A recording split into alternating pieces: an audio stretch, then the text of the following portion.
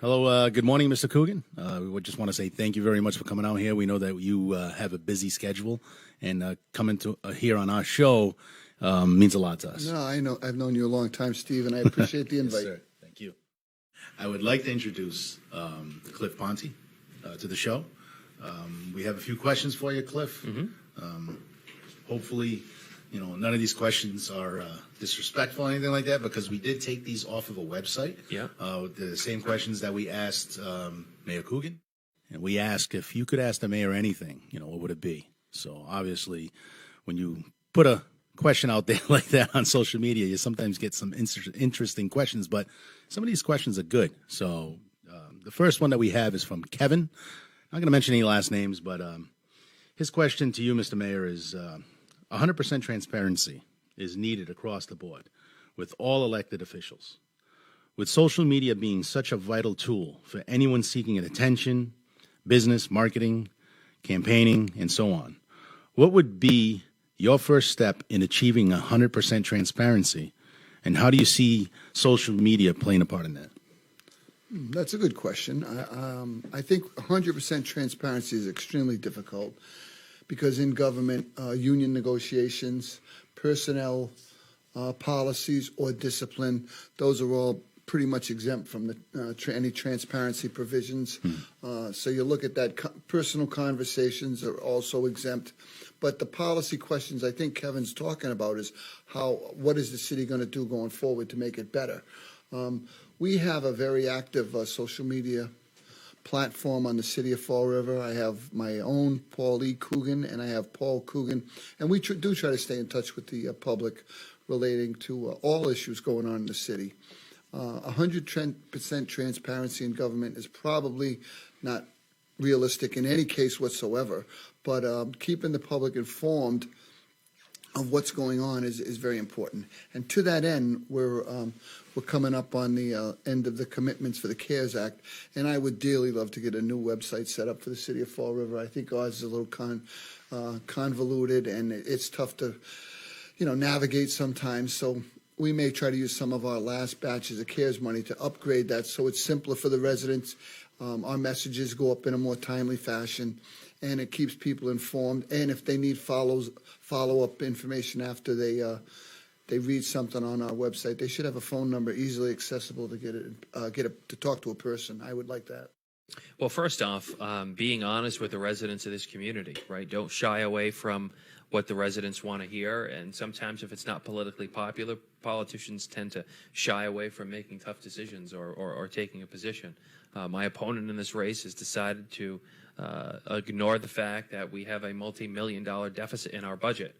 Going into next year, there's going to be some tough decisions that are going to need to be made. That's not the way you run good government. That's not the way you run a business as a business owner like yourself and like myself. You don't wait to address a problem and because eventually it's going to rear its ugly head, right? So from my standpoint, from my position, I'm always going to be honest and transparent with the residents. The money that they pay in taxes and fees and excise tax and their water bills, they go to the city. The residents of this city are the elected officials' clients. And I think that we need to do a better job overall with making sure that that we are honest and forthcoming. And then there's the other part of the question too is unity, right? One of the things I'm proud of in my career has been I've been fortunate enough to be real close to a lot of people on the city council. I think that my ability to bring people together is certainly something that will be a benefit to the city. You can't accomplish anything alone.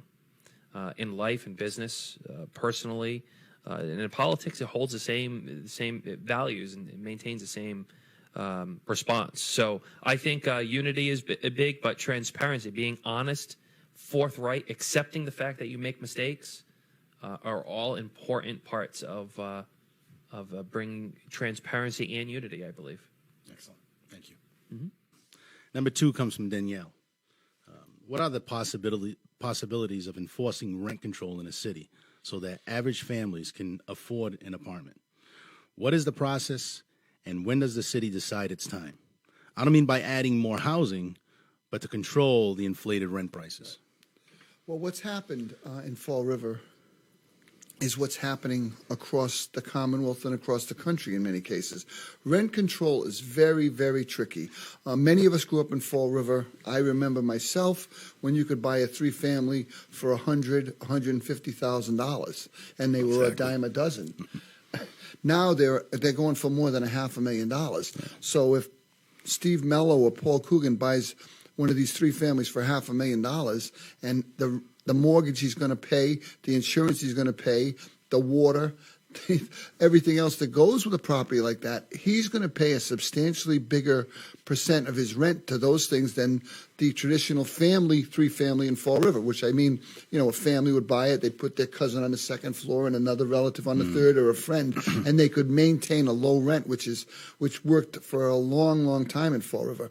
I do remember a meeting with Senator Markey when we were talking about the train coming, and he explained to us that Malden, which is very similar in demographics to Fall River, when the train came to Malden, their three families were going for as much as $700,000. It's nuts. It's nuts. And again, to tell Paul Coogan, I lived on Warren Street for a long time, to set a rent for the property I have, and then Steve buys the one next to me for $500,000, he's not going to be able to touch my rent. I think that's what a lot of people don't understand. It's very, very difficult. The property, I live up on Oak Grove Avenue now, a two-family across the street, very nice piece of property. I think they listed it for $499. I think it sold the first day for $525. I saw that, yeah. I mean, I don't get it. What do you do? I'm going to tell that gentleman he's going to charge $800 a month now, or $900. He's going to. It's not sustainable either way. Fall River has a tremendous amount of subsidized housing. I think we're up around 28-30% where we reach out to try to help people, and that's what we were just talking about that this morning with the Watuppa Heights spot. I totally agree with giving people a lift up. I totally agree with helping people. But when you put in a blanket rent control, it's very, very unwieldy, and I don't know if I'd be in favor of that. So I believe rent control would be almost impossible to do in Fall River, Massachusetts, and be the only city in the state of Massachusetts that's enforcing it. Not to pass the buck, but I think that's something that really needs to be directed specifically to the state. If the state wants to roll out rent control, that's going to be up to our legislature to do. It's not going to be able to be done in one city in Bristol County, and all the other cities and towns around us aren't doing it. So it just doesn't work that way. However, what city government can do is work on reducing the burden on taxpayers and rent payers, because what happens is, as a landlord, which I own property, I know that when my water rates go up and my taxes go up, I have no choice but to do what? Increase the rents, because I'm not in the business as a landlord just to lose money every month. Neither is any other landlord. There's lots of landlords, from, like an Aaron Tatro or a Danny Quintel to a Joe Pont. Those kind of landlords fully acknowledge and understand that when the costs of increasing from municipal government goes up, from your city and town, for water, sewer, taxes, all that goes back to the tenant. So what we need to do a better job in government is to make sure that we reduce the burden on taxpayers, reducing the burden on fees, continuing increasing fees is what this administration, my opponent's done. That's something I'm going to look at reducing. I'm the only one in this race who has talked about working to reduce the stormwater rate, working to reduce water rates, working to provide lean and competent city departments when it comes to city government. Those are all the main pillars that I've been advocating for on the city council and as a candidate for mayor. So the buck stops at municipal government. Stop with the increased fees. Stop with adding new fees, because all that burden is placed on tenants, because the landlords have no choice but to raise rents as a result of that. It's also hard to have rent control in the city when you're paying $500,000 for a three-family home. You know what? I got to be honest with you. I mean, you can acknowledge this, right? Like, I would have never thought in a million years. I mean, you're in real estate. How long have you been in the business now? 6 years. 6 years. So, and I've been in the business about 13 years. When I first got in the real estate business, we were selling three families in Fall River for like $180,000. That's true. 150. I was struggling even 4 years ago, to get like $220 for a three-family. Right. Today, that house that was selling for $220 is selling for $500,000, and those values aren't sustainable, no.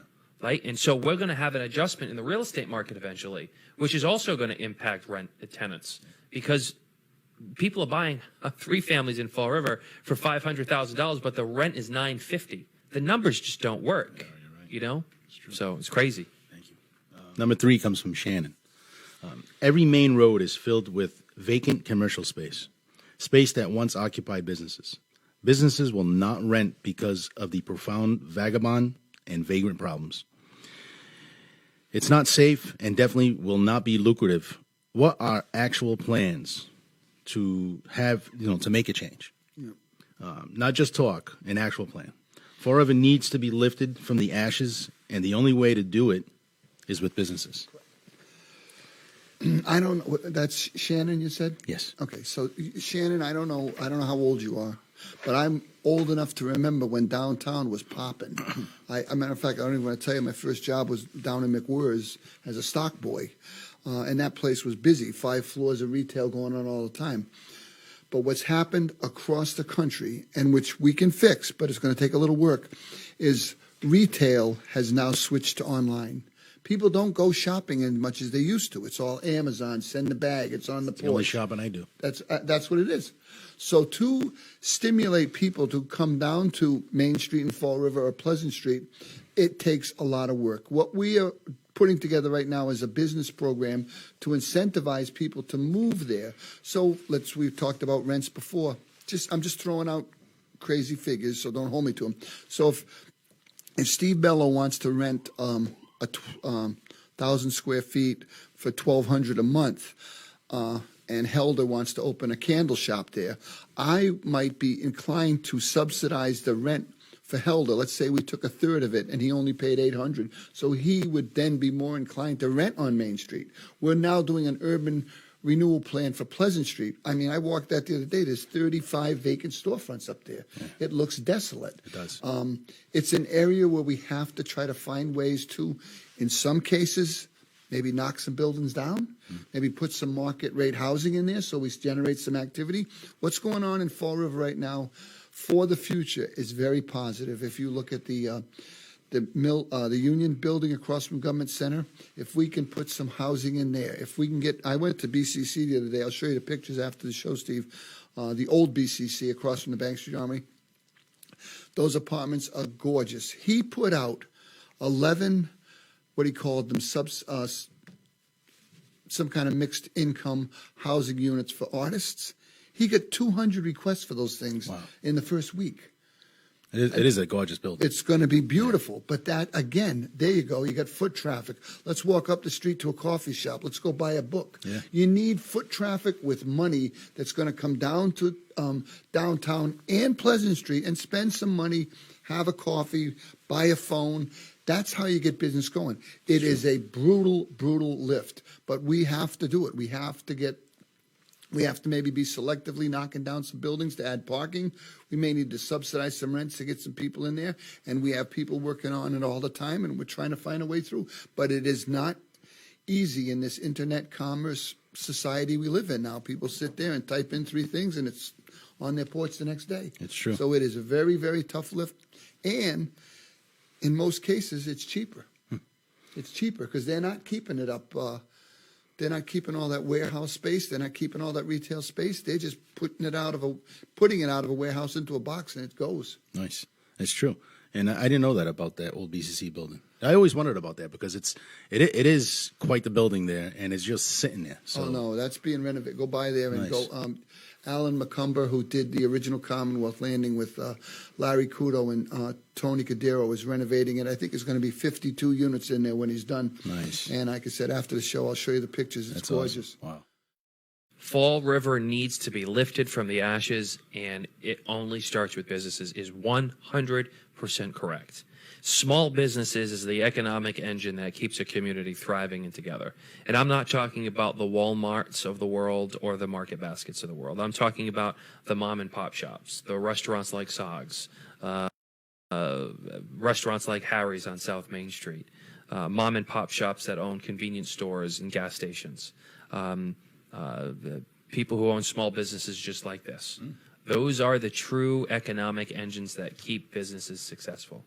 What city government can do better is offering an opportunity for these businesses to grow, succeed, and feel welcomed in their community.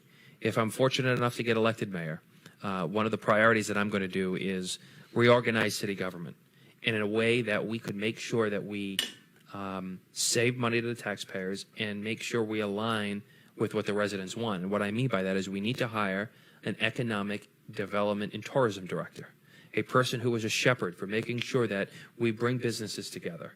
We allow businesses to succeed. We remind somebody who's very, very busy, who owns a restaurant, that in November your licenses are expiring. You got to make sure you get to City Hall and fill out the application properly, making sure that you get that done in a timely manner, making sure that you're not forced to close your business because you missed a deadline. Look, these families and these small business owners are working their tails off to make ends meet because they're still recovering from a pandemic. If you take the restaurant industry, for instance, they're continuing to battle with increased costs of food, increased costs for supply. They still have to make their payroll. They still need to provide for their family. It's not an easy thing to do. But if the government would be able to be a leader in helping these businesses stay successful and be a liaison between economic development and the mayor's office, I think that would be a great tool in moving Fall River forward.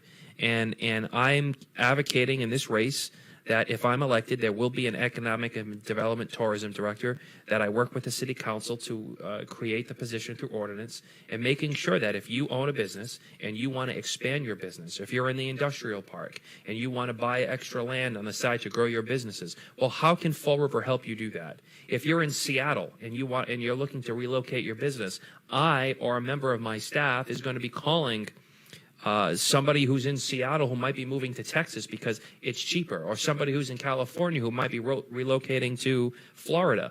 Why not? Why doesn't Fall River get ahead of the curve? Why doesn't Fall River lead for once? And I think that's a big part. And the other part to the question is there is a lot of vacant storefronts. There's a lot of, you go down the Flint on Pleasant Street, you see more empty buildings than you see filled buildings. You go down our main streets and on South Main, our downtown, and you have this great character of all these great buildings, and unfortunately, you have some vacant storefronts. We need to incentivize businesses to come to Fall River. We need to let businesses that aren't in Fall River know that we're open for business, making sure it's not just economic development for the few, but it's economic development for everyone. Those are the priorities that we need to have, and we have money that the city can use through the Community Development Agency that would be able to help businesses succeed, like having the facade program, which isn't utilized or advertised as much, which is if you have the exterior of your building might need some help and some look a little more modern, for instance, we'll be able to utilize CDA money to give grants to restaurants to do that. So we got to step outside of the box. We need to be innovative. We need to be big thinkers, and I think I'm the guy for the job to do that. This next question actually comes from me. I see you working with Brian. Brian Vian is a personal friend of mine. Great guy. I've known him for about 40 years. And his trust. I guess he works with getting kids off the street, which is a great thing. I remember a program back in the day. I think it was called CETA, wasn't it? Where the kids went to work. Yep. Maybe I'm wrong, and I just don't see it. But do we have anything like that? Yeah, we had a very vibrant summer work program this year. I think because I would always see these kids back in the day. I just don't see it. 150, 200 kids this summer did the cleanups, and I actually put some pictures on my phone. I went to a few of them, and we had a big increase in funding so we could get more kids to work, and I think that's the way to go. I think the way out of anything is through work. If you have a work, that was my biggest. When you look at all the problems and the things that go wrong in public education, we would get these kids, and how do you instill a work ethic in them? That's true. How do you get if you have a work ethic and you don't mind being there at 8 o'clock and working to 4 and learning new things and experimenting and taking on challenges, you can be successful in life. But if you want to sit back and I got to get a check, and I'm waiting for this. No, you don't wait for anything. Expect everything to fall in your lap. Step up. Yeah, Step up. right. And Brian's program over the summer, I was one of the big sponsors of his cornhole tournament because I like what Brian and Brian Raposa and that whole crew did. I mean, I probably went to 6 or 7 of them, and I liked the way it kind of came together and culminated with the event at Kennedy Park.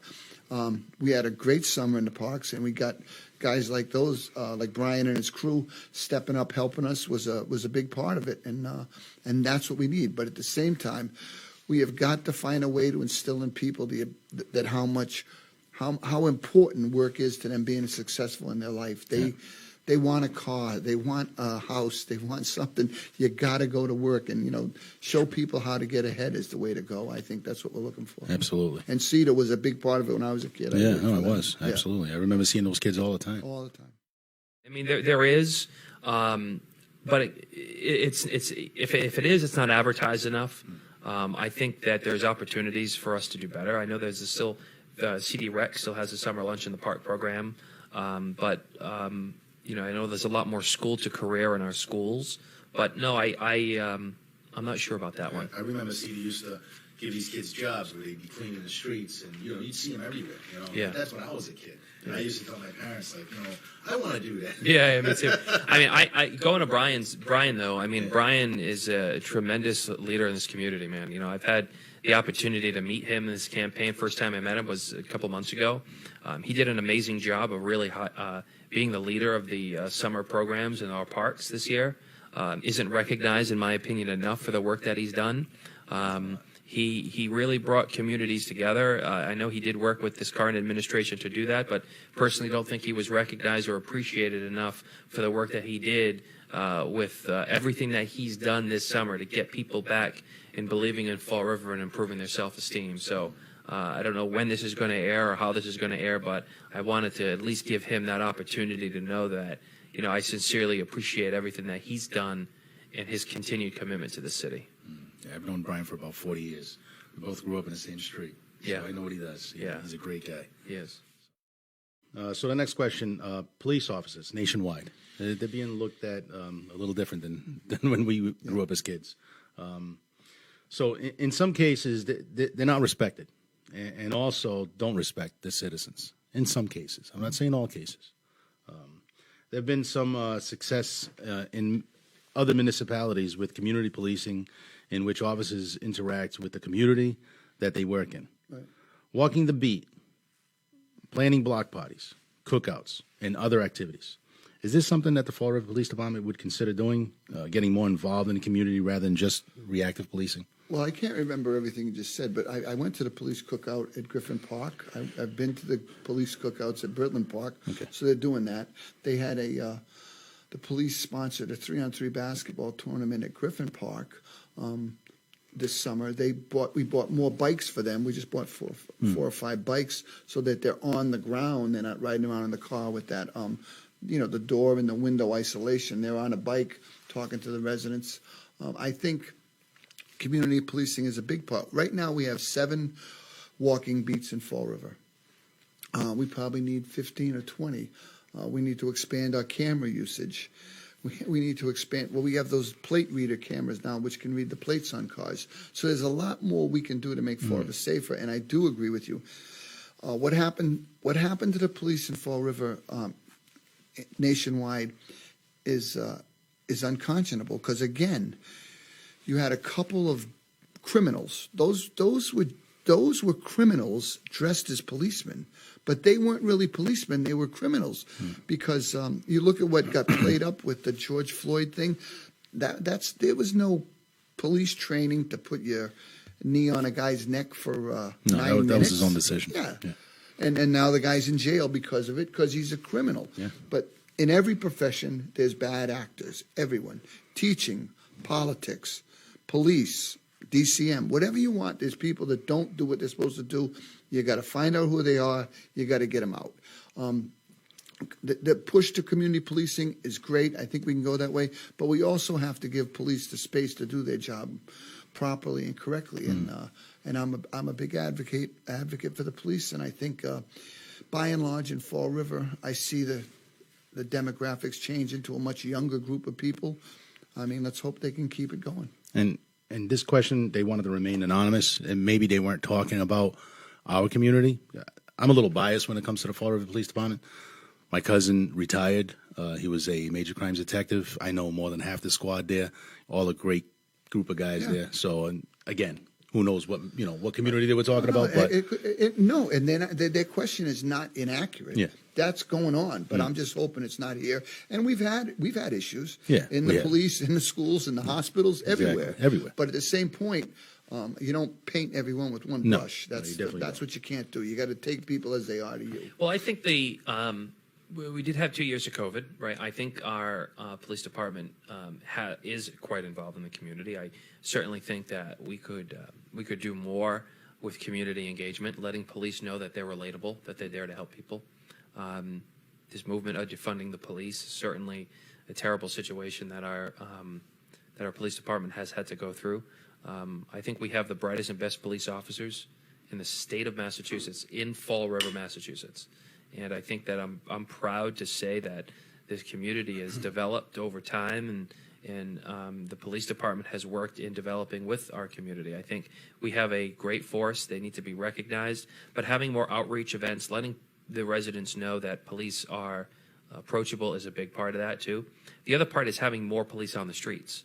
I've been advocating, the only one in this race, to reorganize our police department, add more police on our streets, patrolling our neighborhood, making sure that they are in our neighborhoods and they have enough of them. We don't have enough police officers patrolling our streets. We've got a morale problem in our police department. We don't have enough police officers that are able to take shifts on. We're ordering guys who have been in the department for 35 years on a shift twice this summer, 3 or 4 times this summer. That's a problem. We need to reorganize the department. We need to look at the resources that we have available, and I'm fully confident that when I'm elected mayor, there is going to be not only more accountability to the police department from a executive standpoint, but there's also going to be more community involvement with the police to let them know that the police are here to protect and serve, and that's what their role is. yeah, we definitely have a great police department. That's just coming from me. I've had the luck of knowing a lot of those police officers. My cousin's a retired major crimes detective, so I got to meet a lot of those officers. I think this police department does a great job. So I would put it up against any department in the state. Absolutely. I mean, they need more resources. They need to be They need to be appreciated more.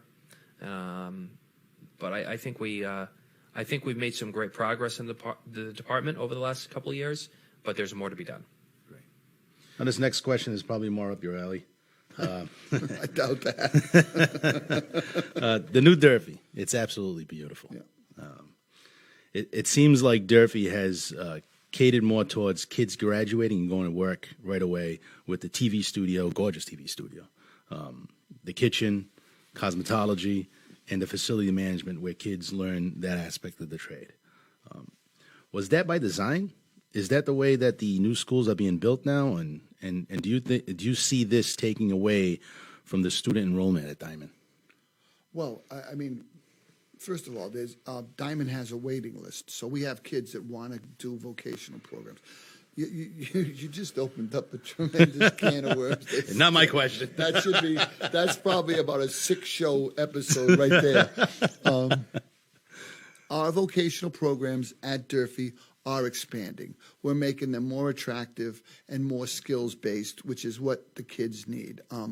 I always tell the people that get into like our cosmetology program, they're getting the same hours training that you get for paying, I don't know, $25,000, $30,000 at Rob Roy. So they come out with the certificates they need to go be a hairstylist or a barber or whatever they get it. Our other shops are state of the art now at Durfee, and they should be. We're trying to build up our vocational program, but at the same time, when you look at our graduating seniors, where they're going, I think it's still in the mid-70s are going to college. So Nice. of the the 2,200 kids there, you got a graduating class somewhere around 5. You want to say what? 400 of them are going to go on to college, and the others may go into a shop. Vocational education is extremely challenging because it's tough to ask a 9th grader what they want to be. It's It true. really is. What do you want to be? Right. I want to be this. But I always I sat in that office at Durfee for a long time, and I had the utmost respect for kids that say to me, "I want to be an electrician. I want to be a doctor." Maybe their father was one. "I want to be a doctor. I want to be an accountant." And they knew, they pursued it, and I see them now, they became it. But that's a small percentage. I never knew what I wanted to be till I was a junior in college. You bounce around and you try to find your niche. So to tell a kid in grade 9, now pick a career for the next 50 years is challenging. You try to show them the good side of it, you show them the bad side of it, but you try to get them into something that they'll be successful in. And it is a challenge. It's very difficult. But at the same time, we need vocational kids. You can't get machinists right now. We need more electricians. We need more carpenters. We need these people to keep society growing. And I always say that if I had my whole life to do over again, I might want to be an electrician. I kind of like that kind of work. And by the way, they make more money than I make. So I'm not So do plumbers. So do plumbers. So if you want to do it, I have a great story. I have time to tell about Absolutely. plumbers? All right, this is a great story. This is a friend of mine. He was a plumbing instructor at Diamond. And when they changed to MCAS, they were putting kids into shops that didn't want to be in those shops, right? So he always told me this story, and it never left me. He said, I knew when I looked at my class that they weren't plumbers, okay? Because plumbers don't wash their hands. Plumbers wash their hands at lunch and at the end of the day. But they're in a hole with God knows what, and they got a rag, and they wipe off, and they grab the next thing. But he said these kids would touch a pipe, and they're running for the sink. They would touch a wire, and they're running for the sink. And he said they weren't plumbers. No. He goes, I could stick the plumbers in a hole, and they would be eating their lunch by wiping off with a rag and eating a sandwich. True. They didn't think about it. He goes, those were the true plumbers. Some of these kids were in the shop, and they really didn't want to be plumbers, but we need plumbers, so we want those kids that aren't washing their hands in those holes, and we need more of them. It's a process of elimination.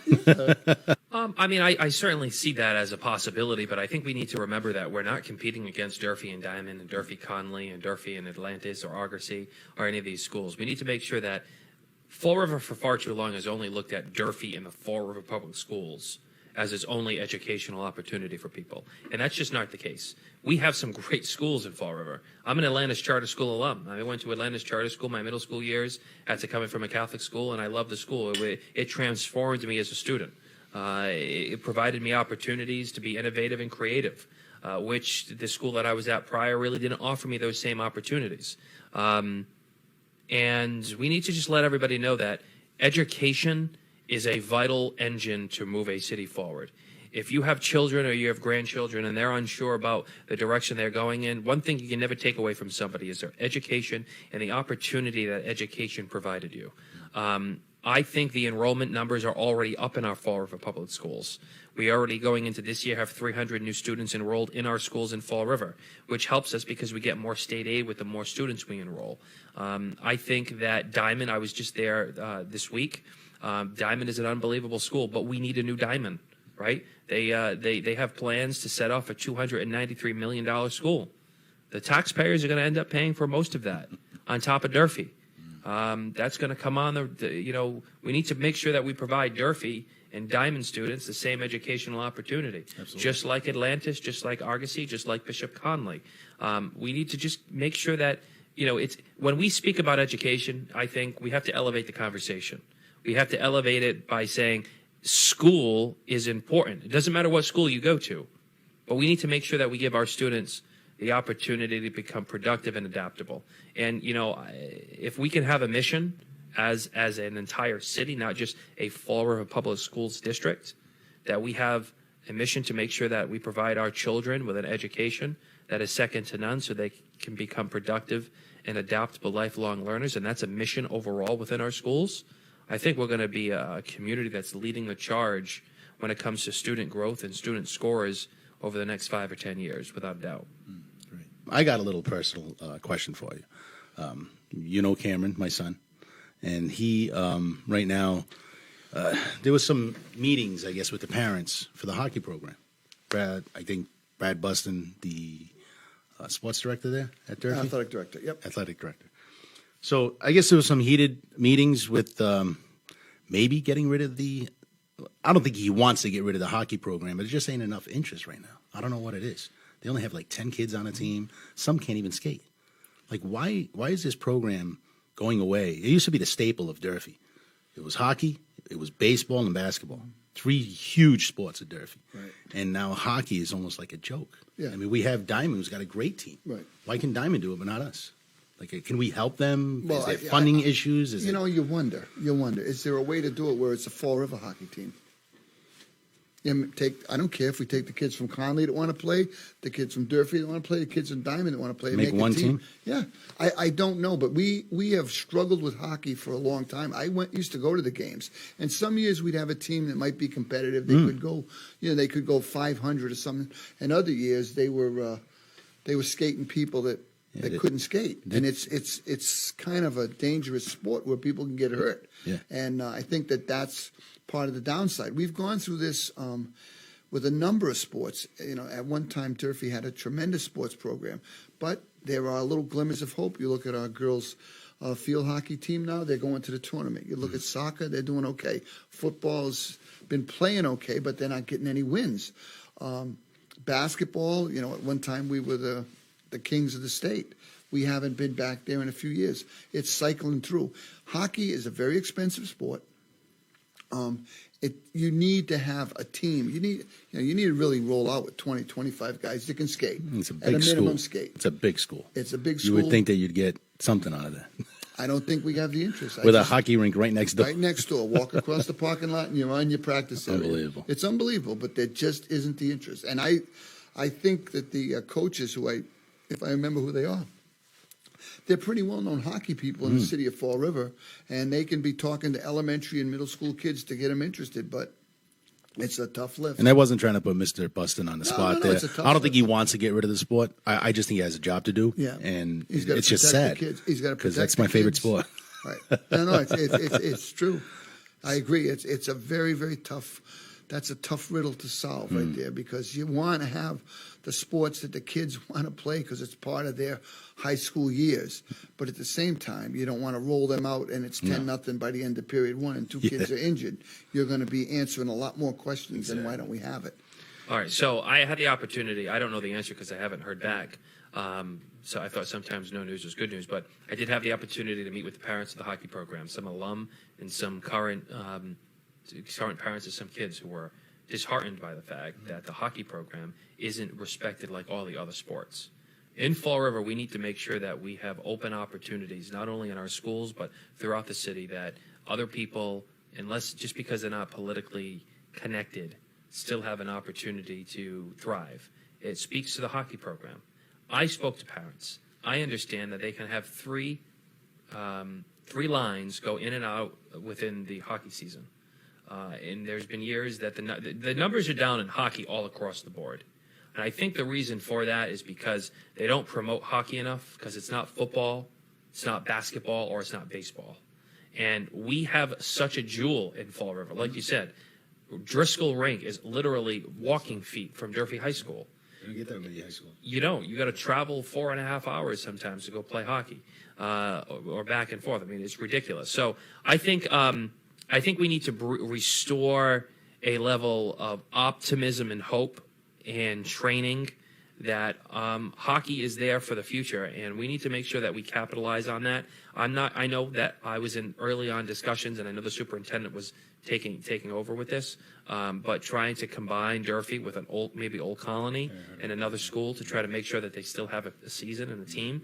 But it is unfortunate that the program isn't as popular as it once was, and it kind of starts at the younger level, right? Like, if you pay attention to like sports overall, right? Like you have Maplewood Park for baseball, and you have Kennedy Park, and you have baseball programs, right?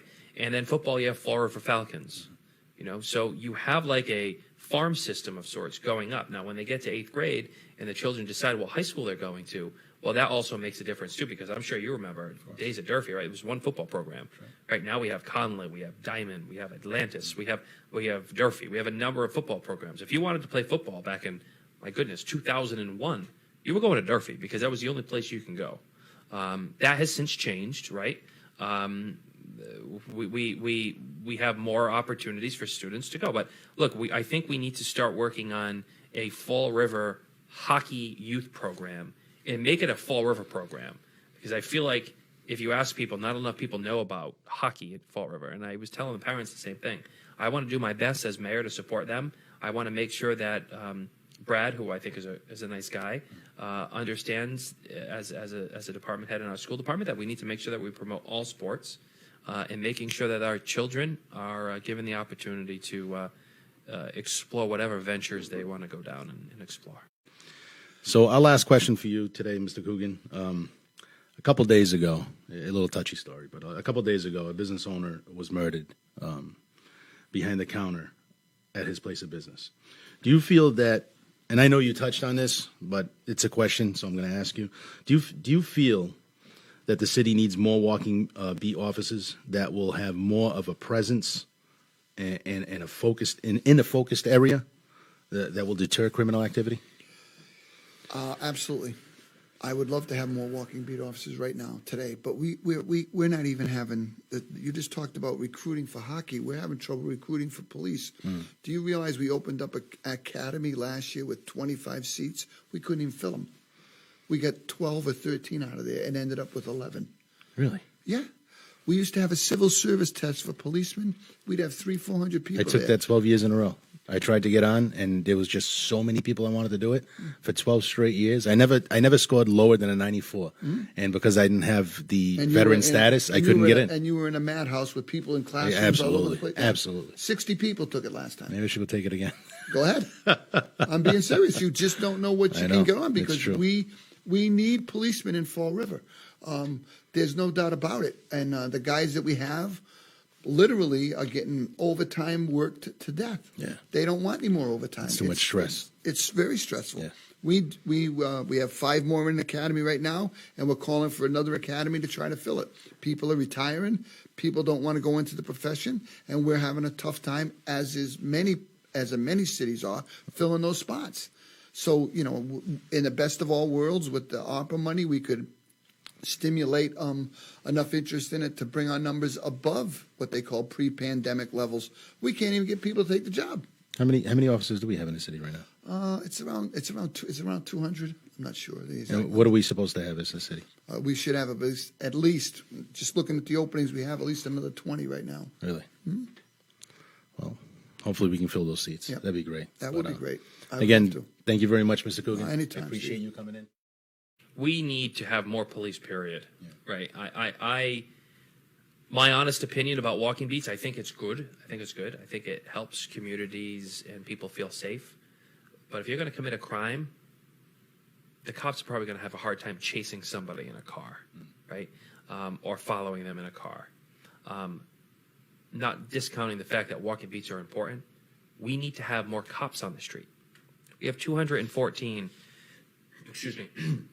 sworn police officers that are on our payroll. We're having a hard time getting 10 to 12 to patrol our streets on a given shift. What does that tell you? It tells you that as a business owner, if that's what I was and I owned the business, I would reorganize the department by adding more resources on our streets, which means that's what I'm going to do. If I'm elected mayor, we're going to reorganize the police department, adding more police on our streets, in our neighborhood, patrolling our streets. That's what needs to happen. That needs to happen now. Because a life should not be taken and then we start acting. We're reactionary. Let's be proactive, add more police on our streets, be involved in more neighborhood group organizations, and when there's areas of high crime and more concerns about gang-related or drug or gun-related activity, we need to have even more of a focus on that. And that's a priority of mine, and I hope to be able to work with the unions and the chief to get that done. You said we're under 220 as far as police officers. How many police officers do you feel the city of Fall River should have? We got to get back to the 235 that we were at, back to before the 9C cuts back in 2009. We need to have more police on our streets. We are slowly adding more. There is an issue with people wanting to become police officers. I think it's an honorable and valued profession. We need to just make sure that we acknowledge that, I think that we have what we can't do is what my opponent's doing now. My opponent is making sure that we add 11 police officers on one-time money. But as you probably know, when you have one-time money and you have reoccurring expenses, you can't use one-time money to pay the expenses because you're going to have to either lay those people off or cut elsewhere. The mayor in his current plan used 28 positions for one-time money to add to the police department. what ends up happening is when you lay these people, when you don't have the money, you go to the most recent hires. I hope he doesn't have to, if he's elected, lay off 11 police officers because of mismanagement of his budgeting process. We need more police on our streets. We need to work with our chief to make sure we're able to recruit other police officers that may be in other departments. We need to do a better job. There's also other resources available, to our city with state police. And, nobody wants to talk about having the sheriff patrol our city, but, and I know that's a union stink, and I'd work with the unions to make sure that we have, we work on that. I'm not taking a leap on that yet, but certainly something. People want to feel safe. People will feel safe with seeing more cops. That's right. Period. Absolutely. Again, I want to thank you very much for coming on the show. Thank you for having me. And good luck on Tuesday. Thank you, my friend. Yes, sir. Appreciate it.